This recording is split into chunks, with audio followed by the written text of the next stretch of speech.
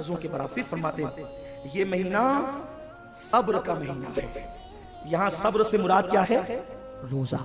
क्योंकि रोजे में फ्रिज में फ्रूट रखे हमें पता है, किचन में ड्राई फ्रूट रखे पता है, घर में खाना है पता है, रूह अफ़ज़ा सजाए पता है, फिर भी नहीं खाते, सब्र करते हैं, क्योंकि रोजे को सब्र कहते हैं। कुरान ने फरमाया ना, इस्ताइनु बिस्सब्र वस्सलाह, सब्र और नमाज से मदद चाहो। सब्र और नमाज से, सब्र और नमाज से मदद चाहो। तो एक तफसीर ये भी है, यहाँ सब्र से मुराद रोजा है। यानी जब तुमको मुसीबत आए तो रोजा रखो, नमाज पढ़ो और उसके जरिए से मदद चाहो। इन्नल्लाह मअस साबिरीन, बेशक अल्लाह रोजा रखने वालों के साथ है।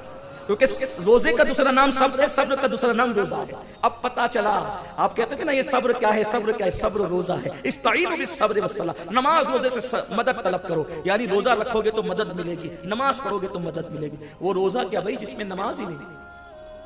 सहरी खाए, बिस्तर में बैठ करके उसी पे लुढ़क गए, और उसके बाद असर से पहले उठे तो जोहर बिस्तर में खो गए, और उसके बाद उठेंगे तो जरा सा लुंगी बांधकर और बनियान पहनकर थोड़ा गली में घूमेंगे कि हम भी रोजेदार हैं। और उसके बाद मस्जिद का लाइट देखेंगे कि मौज़िन ने जलाया कि नहीं जलाया, और देखेंगे, घड़ी देखेंगे।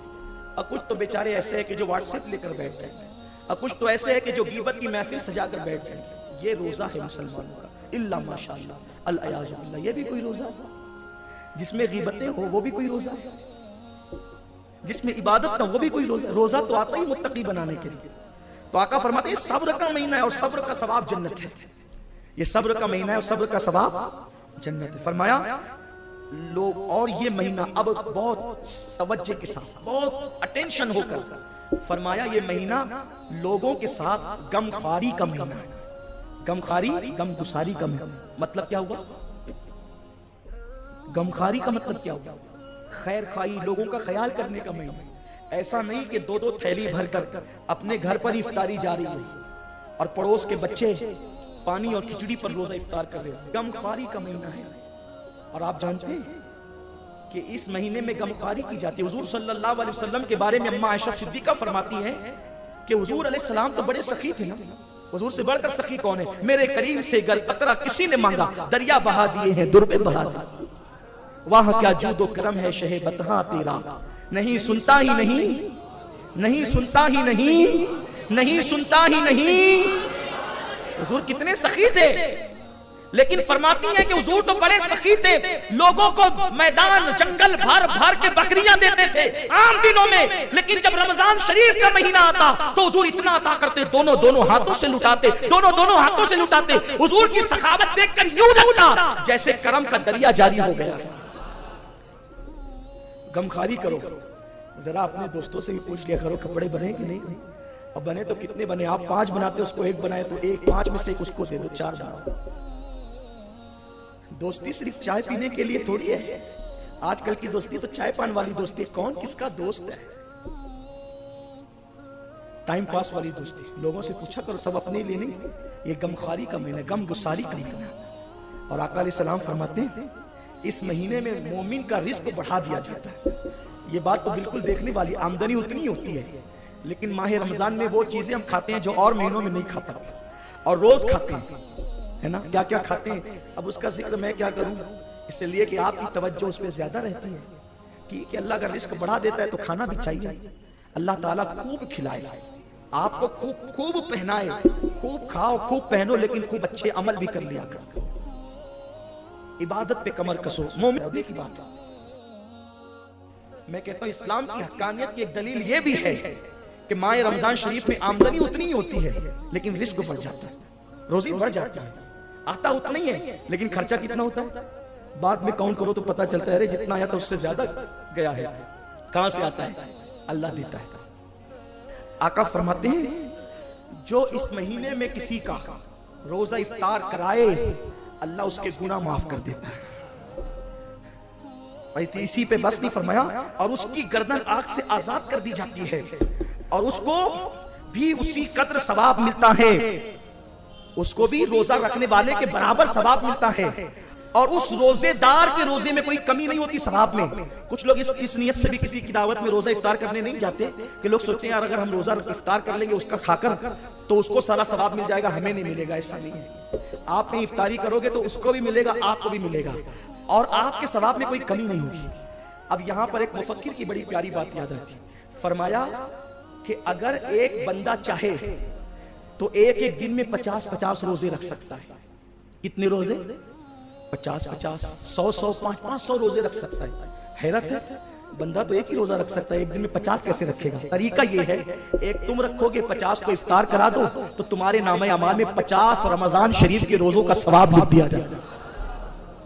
कराओ इफ्तार, अल्लाह ने दिया है तो खूब कराओ। क्या बड़ी नेमत है, क्या महीना आ रहा है, सुभान अल्लाह, जन्नती बनाने के लिए आ रहा है।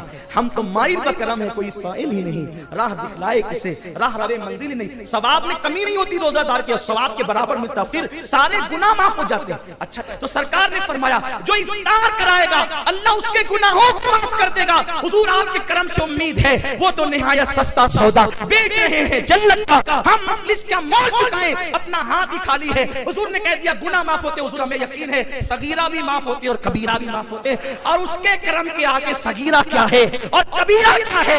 अगर वो करम करने पे आए वो तो बहुत करीब है, उसके महबूब की शान ये है, एक मैं क्या, मेरे सिया की हकीकत कितनी, मुझसे 100 लाख तो काफी है इशारा। वो इशारा कर दे तो 100 लाख बख्शे जाएं, और वो फरमा दे कि रोजे इफ्तार कराने वाले की कि गुनाह माफ। चाहते हो गुनाह माफ करवाना तो जरा 2-2, 4-4 को घर बुला लिया कर, पूरा महीना गम गुसारी कर, दोस्तों को बुलाओ, खिलाओ। हम सोचते हैं खूब खाएंगे, रमजान शरीफ में खूब खाओ भी खिलाओ भी। इफ्तार की बड़ी बरकतें हैं, फरमाया गुनाह माफ होते, और सिर्फ गुनाह नहीं बल्कि सुभान अल्लाह उसकी गर्दन को जहन्नम से आजाद कर दिया जाता है। क्या करीम आका है, क्या करीम आका है, वो तो है सस्ता सौदा बेच रहे हैं जन्नत का, हम मफलिस क्या मोल चुकाएं, अपना हाथ ही खाली। न रोजेदार के सवाब में कमी आएगी, गुनाह माफ भी हो जाएंगे, जहन्नम से आजादी मिलेगी। साहबा तो लालची थे ना अमल के मामले में, दौलत के नहीं, शोहरत के नहीं, अमल की। उनकी शोहरत तो लामकां तक थी, जिक्र होते थे लामकां तक।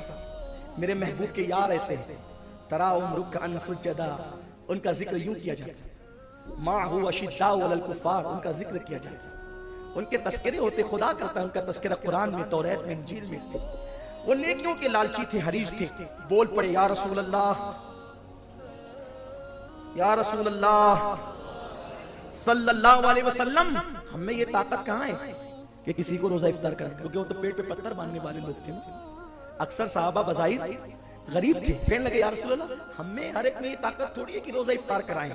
तो मेरे करीम आका ने फरमाया क्या तुमने रोजा इफ्तार कराने का मतलब ये समझा है कि पेट भर के खाना खिला दे? सरकार फरमाते हैं अगर एक खजूर भी खिला दोगे तो यही सवाब मिलेगा, ये खजूर भी खिला दोगे तो यही सवाब मिलेगा, एक घूंट दूध पिला दोगे यही सवाब मिलेगा। और उस पर करम क्या किया, फरमाया एक घूंट पानी पिला के भी इफ्तार करा दोगे यही सवाब मिलेगा। एक दूसरी हदीस में, इसमें नहीं, दूसरी हदीस में साहबा ने पूछा या रसूल अल्लाह ये जो पानी पिलाने पे इतना बड़ा सवाब है रोजेदार को इफ्तार के वक्त कि गुनाह माफ हो जाएं, जहन्नम से आजादी मिल जाए और फिर रोजेदार के बराबर सवाब मिले, तो ये वहां पर है सवाब जहां पानी नहीं मिलता हो, जहां पे पानी की किल्लत हो, पानी नहीं मिलता हो, वहां पिलाने पे ये सवाब है। आका फरमाते हैं दरिया के किनारे भी पिलाओगे तो भी यही सवाब मिलेगा।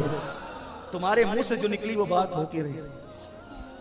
हमारे बचपने में हम ये देखते थे कि जब घर में फ्रूट आते थे, उस वक्त मालेगांव बहुत मालदार नहीं था, वो अंधेरा ही भला था कि कदम राह पे थे, रोशनी लाई है मंजिल से बहुत दूर दूर। अक्सर लोगों की आमदनी 300-350 रुपये हफ्ते होती थी, लूम चलाने वालों को 250-300 रुपये वो लोग कमाते थे, ऐसा हम बचपन में सुनते थे। तो फल फ्रूट आते थे तो घर की औरतें ये करती थी कि 1-2 चीरी तरबूज की, 1-2 पपीता की, 1-2 खजूर, यानी जितना सामान आता था थोड़ा थोड़ा सब प्लेट में रखती थी और छोटे बच्चों को कहती थी बेटा जाओ और मस्जिद में देकर आओ। और जो बेचारे गरीब लोग होते थे और भी निचली सतह के, वो मस्जिद में आ जाते थे, क्योंकि हर आदमी इतना मालदार नहीं था कि वो इतना बोझ उठा सके। तो वो औरतों का सब मौजिन साहब जमा करते थे और भी जो बड़े बूढ़े होते थे, और फिर उसके बाद दस्तरखान लगता था और उसको तकसीम किया जाता था। इस तरह अब पता नहीं कि वो माहौल रहा कि नहीं रहा, लेकिन मुझे ऐसा लगता है कि वो माहौल 90% खत्म हो गया है। अब तो घर में जितनी इफ्तारी आती है फ्रिज में रख रख के खुद खाते हैं, इफ्तार का सहरी में खाता, इतना हिर्स है खाने की, इतनी हिर्स है, खुदा की कसम ऐसा लगता है जैसे कौन कुछ खाने के लिए पैदा हुआ। खिलाना तो ऐसा लगता है कि वो नहीं, अल्लाह अकबर। और याद रखना, खुद खाओगे तो बदबू बनेगी, दूसरों को खिलाओगे तो जन्नत में जाने का सबब बनेगा। अगर मुनासिब समझे तो ये इरादा कर लें, आज रमजान शरीफ में कितने रोजे होंगे? 29 या 30।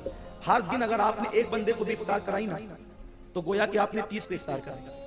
बस थोड़ा सा इस तरह जहन बनाइए, क्योंकि हमें सवाब ज्यादा समेटना है ना।